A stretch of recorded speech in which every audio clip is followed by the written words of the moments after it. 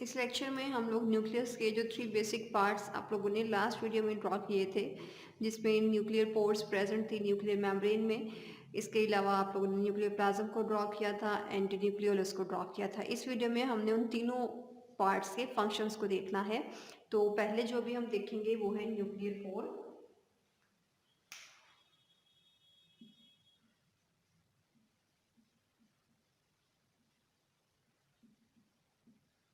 और ये nuclear pore कहाँ पे प्रेजेंट है? ये न्यूक्लियर मेम्ब्रेन में प्रेजेंट है। तो न्यूक्लियर मेम्ब्रेन जब आप ड्रॉ कर रहे थे तो आपने इस तरह से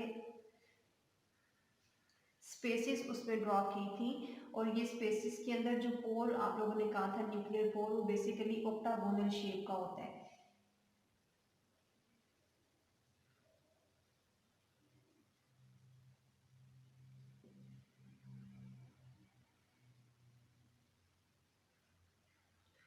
इस ऑक्टागोनल शेप के न्यूक्लियर पोर के अंदर आउटर साइड पे ये थ्रेड लाइक स्ट्रक्चर्स प्रेजेंट होते हैं, और इनर साइड पे ल्यूमन प्रेजेंट होती है। ल्यूमन किसी भी ट्यूब लाइक स्ट्रक्चर के अंदर जो एम्प्टी स्पेस होती है उसे हम कहते हैं, लाइक कोई भी आपका जो ट्यूब लाइक स्ट्रक्चर है, जो इंटरनल एम्प्टी स्पेस है, उसे आप ल्यूमन कहते हैं। ठीक है, तो आउटर साइड पे फाइबर्स प्रेजेंट हैं और इनर साइड पे न्यूक्लियर पोर के ल्यूमन प्रेजेंट होती है। ये हमने ल्यूमन ड्रॉ की है इनर साइड पे। ये न्यूक्लियर पोर जो कि न्यूक्लियर मेम्ब्रेन में प्रेजेंट होता है, इसके साइज की अगर हम बात करें तो ये 800 ऑंगस्ट्रॉम है। 800 ऑंगस्ट्रॉम इसका साइज होता है न्यूक्लियर पोर का।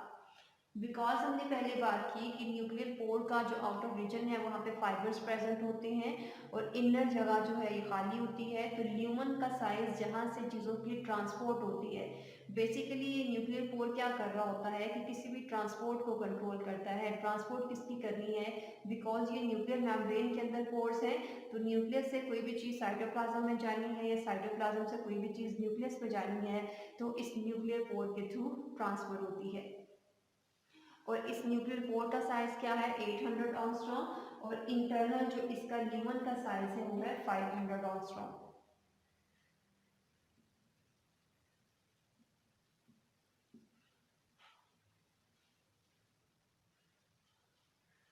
और शेप में आपको पहले बता चुकी हूँ, इसकी शेप है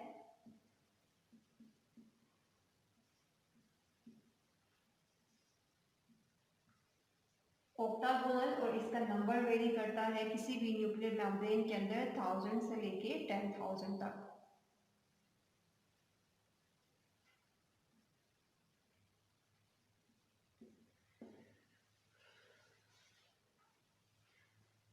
ओके, अब ये वाला जो पोर्शन है, ये पोर्शन आपको पता है हमने न्यूक्लियर मेम्ब्रेन का शो किया हुआ है, हम बाकी सारी मेम्ब्रेन को ड्रॉ नहीं कर रहे।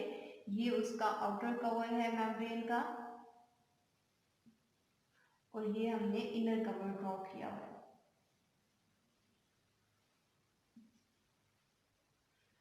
आउटर साइड पे न्यूक्लियर मेम्ब्रेन के राइबोसोम्स प्रेजेंट होते हैं, हमने लास्ट स्ट्रक्चर के अंदर भी देखा। और इनर साइड पे एक प्रोटीन प्रेजेंट होती है,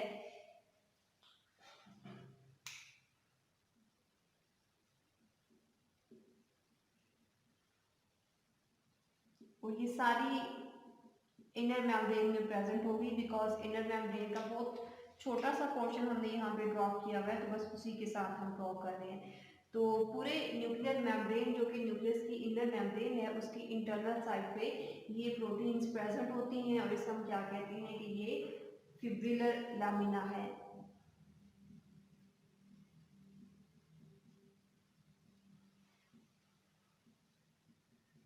ये fibrillar lamina basically electron rich proteins का बना होता है,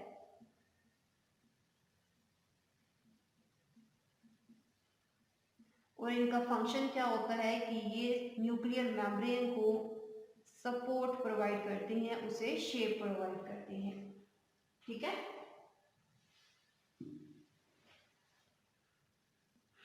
सो ये न्यूक्लियर पोर का स्ट्रक्चर था जो कि न्यूक्लियर मेम्ब्रेन के अंदर प्रेजेंट होती हैं।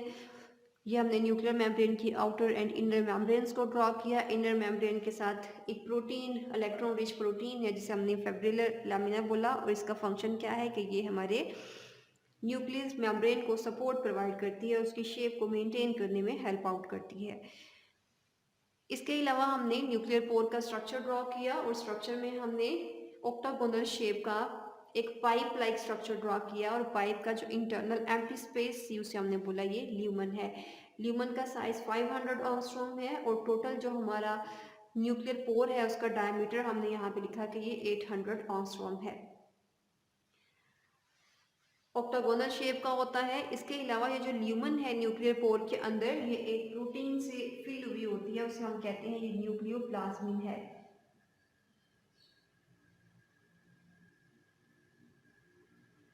ये बेसिकली वो प्रोटीन है जो कि न्यूक्लियस की इनर साइड पे और आउटसाइड पे मूवमेंट को कंट्रोल करती है।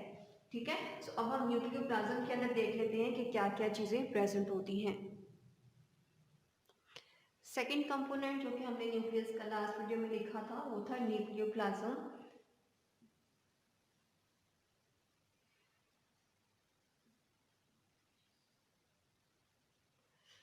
एंड इस न्यूक्लियोप्लाज्म की एक पीएच की अगर हम बात करें तो ये स्लाइटली बेसिक होता है।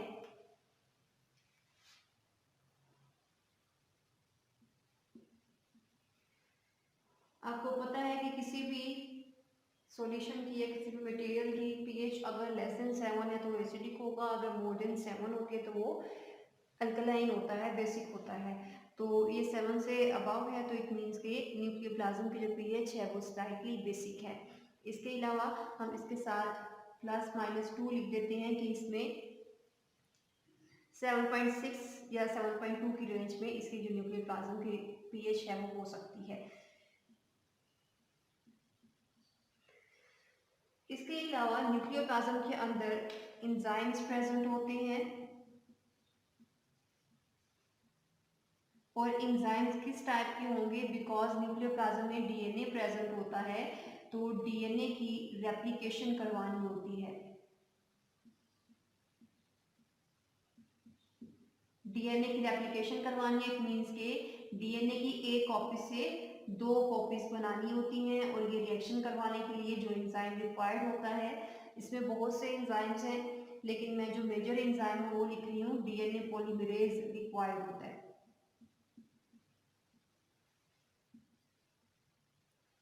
बट डीएनए रेप्लिकेशन के लिए जस्ट ये एक एंजाइम रिक्वायर्ड नहीं है, बहुत से और एंजाइम्स भी रिक्वायर्ड होते हैं लाइक हेलिकेज, लाइगेज, टोकोआइसोमेरेज, वो बाकी भी सारे न्यूक्लियोप्लाज्म के अंदर प्रेजेंट होते हैं। मैंने मेजर एंजाइम यहाँ पर लिख दिया। इसके अलावा डीएनए की ट्रांसक्रिप्शन भी होती है और आरएनए की सिंथेसिस करवाई जाती है, और आरएनए की सिंथेसिस के लिए जो एंजाइम रिक्वायर्ड होता है वो है आरएनए पॉलीमरेज, और ये भी कहाँ पे प्रेजेंट होगा, ये भी न्यूक्लियोप्लाज्म में प्रेजेंट होता है। ठीक है, सो ये सारे एंजाइम्स प्रेजेंट हैं, जस्ट मेजर एंजाइम्स मैंने लिखे हैं, इनके अलावा भी बहुत से एंजाइम्स प्रेजेंट होते हैं। इसके अलावा एंजाइम्स के अलावा कुछ मेटल आयंस हैं जो कि न्यूक्लियोप्लाज्म में प्रेजेंट हैं, और ये मेटल आयंस क्या काम करते हैं, ये उन सारे एंजाइम्स को एक्टिव करवाने के लिए रिक्वायर्ड होते हैं जो कि रेप्लिकेशन के लिए या फिर ट्रांसक्रिप्शन के प्रोसेस के लिए रिक्वायर्ड होते हैं। अगर ये मेटल आयंस इन एंजाइम्स को नहीं दिए जाएंगे तो एंजाइम एक्टिव नहीं होंगे, और एंजाइम एक्टिव नहीं होगा तो अपना वर्क नहीं कर सकता।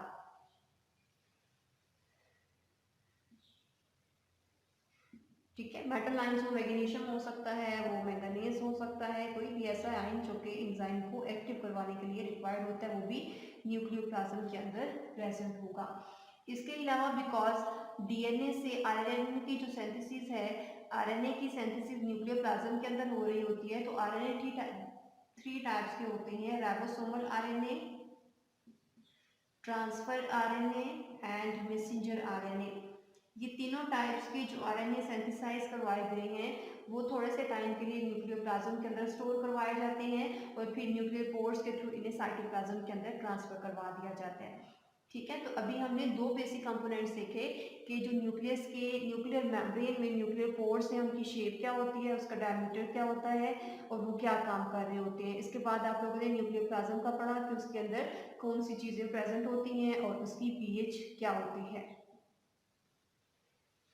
ठीक है, डीएनए रेप्लिकेशन का प्रोसेस न्यूक्लियर प्लाज्म में हो रहा होता है, इसके अलावा ट्रांसक्रिप्शन का प्रोसेस हो रहा होता है, और इन दोनों प्रोसेस के लिए बहुत से एंजाइम्स रिक्वायर्ड होते हैं, जिनमें से दो बेसिक्स हमने यहाँ पे लिखनी है। तो वो सारे एंजाइम कहाँ पे प्रेजेंट होते हैं, वो न्यूक्लियर प्लाज्म के अंदर प्रेजेंट होती हैं।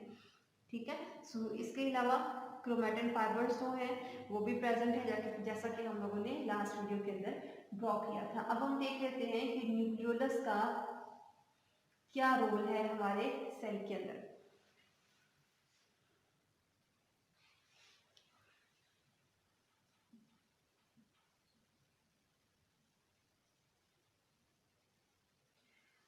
न्यूक्लियस को फंटोना ने डिस्कवर किया था ई के सेल्स में।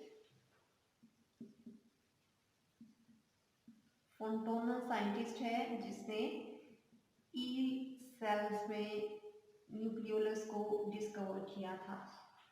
इसके अलावा ये जो न्यूक्लियोलस है इसे कोई भी मेम्ब्रेन रैप नहीं कर रही होती है। So no membrane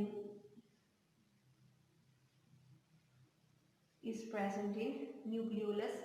while nucleus के केस में आप लोगों ने पढ़ा था कि न्यूक्लियर मेम्ब्रेन उसको रैप करती है। बट कुछ क्रोमेटिन फाइबर्स इस तरह से अरेंज हुए होते हैं न्यूक्लियोलस के रीजन में। फॉर एग्जांपल हम न्यूक्लियोलस का स्ट्रक्चर ड्रॉ करने लगे हैं, तो इस तरह का स्फेरिकल शेप के कुछ फाइबर्स जो हैं ये खुद को अरेंज किए हुए होते हैं।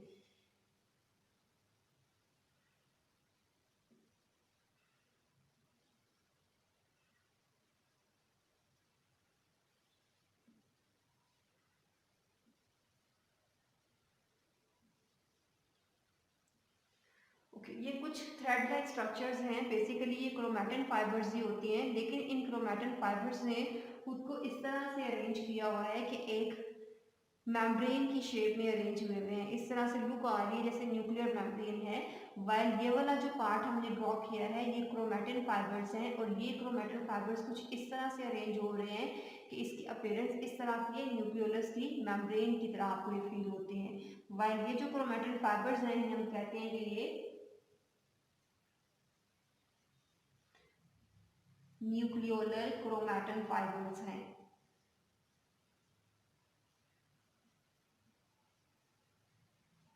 ठीक है, ये क्रोमेटिन फाइबर्स ही हैं, लेकिन ये न्यूक्लियोलस के रीजन में खुद को इस तरह से अरेंज करवाते हैं और मेम्ब्रेन की एक लुक देते हैं, इसलिए हम कहते हैं कि ये न्यूक्लियोलर क्रोमेटिन फाइबर्स हैं। इसके अलावा इसके अंदर ग्रेनुलर स्ट्रक्चर होता है न्यूक्लियोलस के अंदर, जिसे हम कहते हैं ये पार्स अमोर्फा है।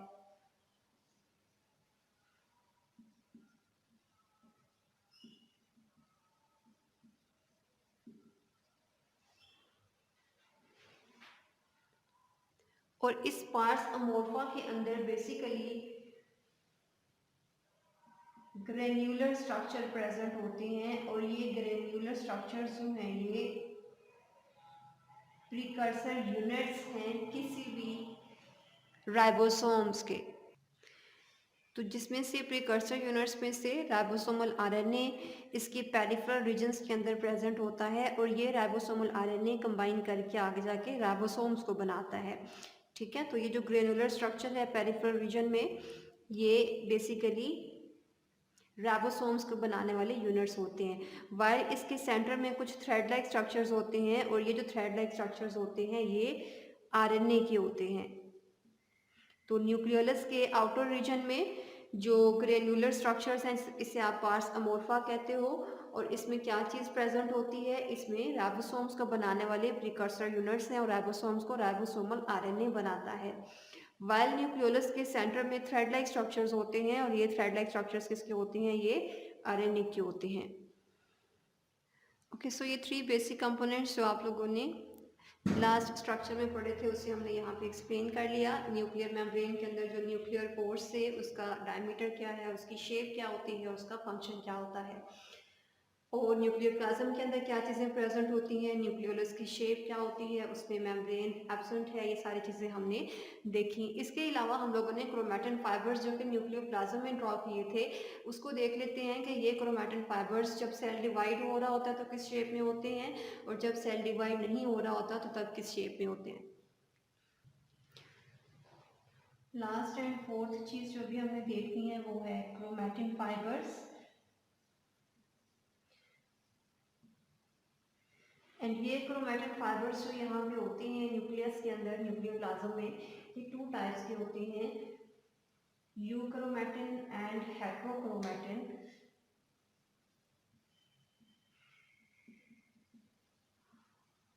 Euchromatin and heterochromatin.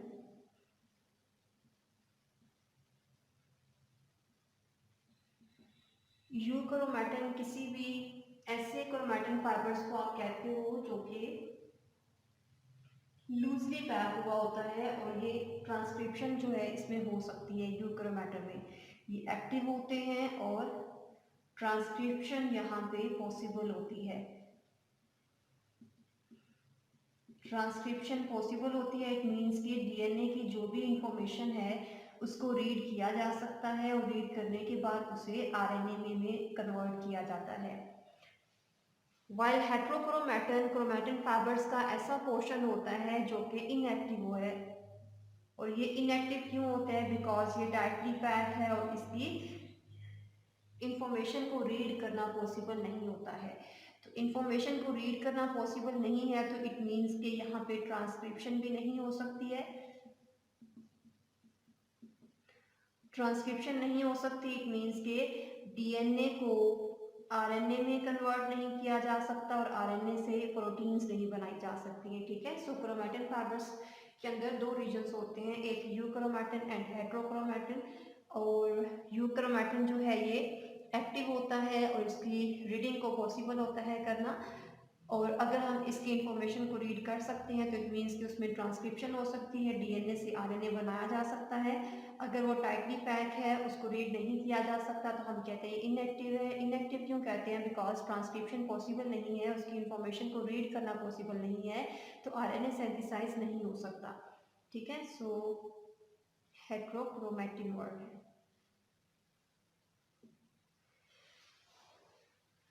ओके, जैसे ही कोई भी सेल डिवाइड होना स्टार्ट होता है, डिवीजन टू टाइप्स की होती है, माइटोसिस एंड मियोसिस। जैसे ही डिवीजन स्टार्ट होती है न्यूक्लियोलस डिसअपीयर हो जाता है, और ये जो thread like structures chromatin fibres हैं ये खुद को फोल्ड करके कुछ इस तरह की शेप ले लेते हैं,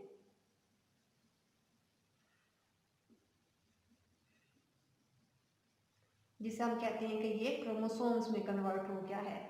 ठीक है, वो थ्रेड लाइक स्ट्रक्चर जैसे ही सेल डिवीजन स्टार्ट होती है, माइटोसिस एंड मियोसिस स्टार्ट होती है, ये खुद को फोल्ड करना स्टार्ट कर देते हैं, और फोल्ड करने के बाद वो कुछ इस तरह की शेप आ जाती है। अब ये जो क्रोमोसोम का स्ट्रक्चर हमने यहाँ पे ड्रॉ कर ली है, इसको देखते हैं कि इसके कौन कौन से पार्ट्स होते हैं, और ये हमें कब नजर आता है? जब सेल डिवाइड हो रहा होता है, तब हमें ये क्रोमोसोम्स नजर आते हैं। और जब सेल डिवाइड नहीं हो रहा होता तब ये क्रोमोसोम्स किस में चेंज हुए होते हैं? ये क्रोमैटिन फाइबर्स में चेंज होते हैं, थ्रेड लाइक स्ट्रक्चर्स में चेंज होते हैं। ये जैसे ही डिवीजन स्टार्ट होगी ये खुद को क्रोमोसोम में चेंज कर लेता है। ठीक है, सो अब हम क्रोमोसोम्स के डिफरेंट रीजन्स को ड्रॉ कर लेते हैं।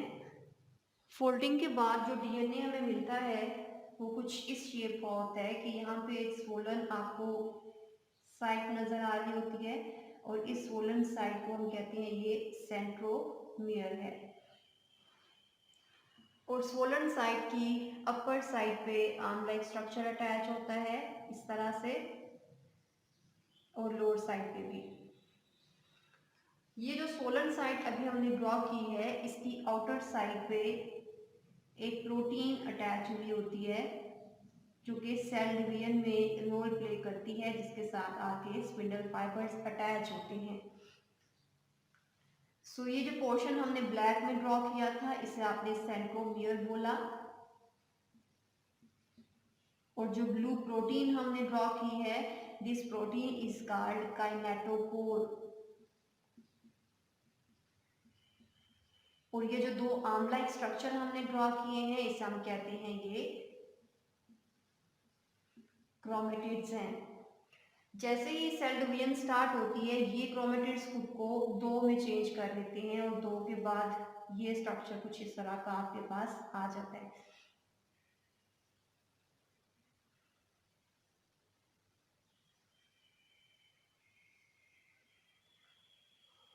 और दो जो आपके पास आम आए हैं, ये एक आम था पहले, एक ही साइड के दोनों आर्म्स को, ये फॉर एग्जांपल एक ही साइड पे हैं, तो इन्हें हम कहते हैं कि ये सिस्टर क्रोमेटिड्स हैं।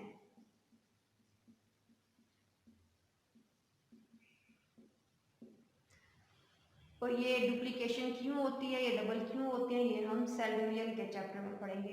ठीक है, तो ये जो स्ट्रक्चर हमने ड्रॉ किया है, ये क्रोमोसोम का स्ट्रक्चर है। क्रोमोसोम के दो बेसिक रीजन्स होते हैं, एक सेंट्रोमियर और एक क्रोमेटिड। जब भी सेल डिवीजन स्टार्ट होती है, ये क्रोमेटिड का नंबर डबल हो जाता है और दोनों को हम कहते हैं कि ये सिस्टर क्रोमेटिड हैं। एक को हम कहते हैं कि ये क्रोमेटिड है। और सेंट्रोमियर की आउटर साइड पे एक प्रोटीन उसे कवर कर रही होती है, उस प्रोटीन को हम कहते हैं ये काइनेटोकोर प्रोटीन है। इसके अलावा अगर हम इस डीएनए की बात करें, ये जो क्रोमोसोम हमने ड्रॉ किया है, इस क्रोमोसोम की कंपोजिशन में दो मॉलिक्यूल्स होते हैं, first DNA and second molecule जो कि क्रोमोसोम में प्रेजेंट होता है वो